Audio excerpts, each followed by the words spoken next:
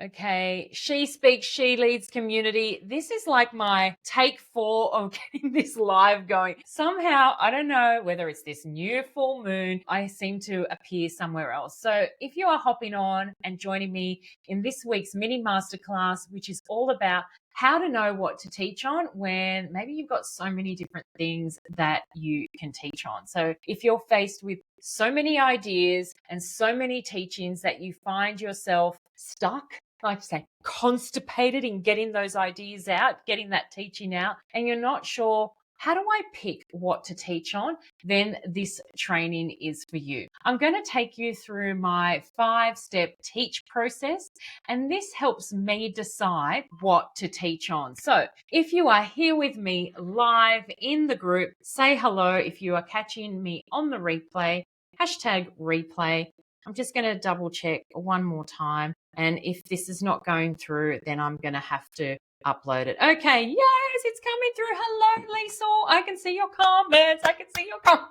I cannot tell you how many times I tried to get this going. All right, this is a mini masterclass. So it means it's a 10-minute powwow to help you to really understand how do you pick what to teach on. Now, I recall many years ago when I signed up on a speaking challenge and I knew I wanted to become better at speaking. And the way to get better at it, I joined this challenge. And what I found is that the speaker had this beautiful way to not only captivate the audience, but she also had a beautiful way to teach. And then she signed me up, which she was so great at as well. And I ended up spending 2 years with her, coaching with her, and then also became part of her team.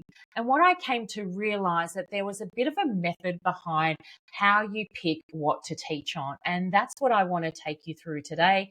This is my 5-step process with picking on how to teach. And I use teach as my acronym. So T, the teach part of T, is about tuning in. And this is about tuning in to your people and your purpose. Now, what do I mean by that? It is really about listening and deeply attuning for the clues of what your audience and your inner wisdom combined together are saying to you. And what are they really asking for? What are some of their obstacles? What are some of their challenges they're experiencing? What are some of their desires? So it's really connecting and tuning in to what your audience, what your soul aligned clients are wanting. And maybe you are just starting out and you're like, well, Michelle, I don't know who my soul aligned clients are, who my audience is. And if you're not sure yet, I want you to pay attention to what people are consistently asking help from you on, because that is also a really great clue to help you tune in to what to teach on. So that's step number 1 in teach, is to tune in. The E in teach is to extract your expertise, owning what you know, even if it feels really ordinary for you. Now, this one was really difficult for me, and I still struggle with this because I'm like, surely everyone knows that. Surely it can't be that basic, that simple. And that's the thing. What your basic and simplicity is might be really challenging for someone else. So reflect on what you've walked through, what you've transformed, or maybe you have a really unique perspective on. And it doesn't need to be huge milestones, right? Because think about your own journey. It was a series of steps along the way, and they just need to be really real and really you. And so your lived experience combined with your knowledge and your learnings is your curriculum. So it's about extracting your expertise. All right, so that is the E in teach. If we go A is all about aligning with your passion. Teaching what lights you up. Oh my goodness, I cannot drum this in enough. How many times I have taught on things that don't really light me up, and people, your audience, will feel that. They will feel what is feeling incongruent. And what I want you to know is that just because You might not have mastered it fully. Maybe you haven't reached a certain level. It does not mean that there are people that do not need what you have already walked through. But my biggest clue for you is like, where does your curiosity live? What are you so curious about, so passionate about that you can't stop talking about? There is a current TV show here in Australia called, I think it's Light Up the Floor. I don't know. My husband likes it anyway. And the people that pick the box pick something that they're really passionate about, that they have a lot of knowledge, that you can't shut them up. So think about that. That is a really great clue to align it with your passion on topics that you want to teach on that really energize you. What could you talk about all day without getting bored, right? And I asked my husband, I go, so if I went on Light Up the Floor, what do you think I would talk about? He goes, you'd be talking about talking.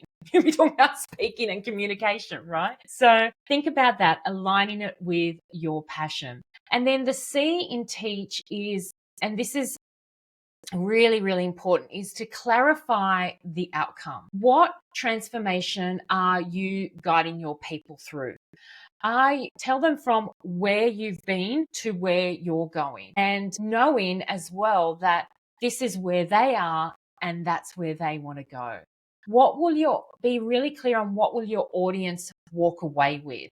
Be crystal clear about the results. So when you're teaching, right, what's the shift? What's the aha that they'll get from your own teaching that makes your message, your teaching, really magnetic and laser focused? So if I think about today, my outcome that I have for you, ladies, is that you get really super clear and aligned with where you're focused on around what you're teaching on. So knowing that you're tuning in, extracting your expertise, aligning it with your passion, and then having that clarity to what the outcome is for your potential clients. So in this instant, my potential clients, you beautiful ladies, or clients of mine now even, is the outcome that I want for you is more clarity around being able to select and choose what you're going to teach on. And then the H in teach is to harness and hone. Okay. Now, I've been guilty on this where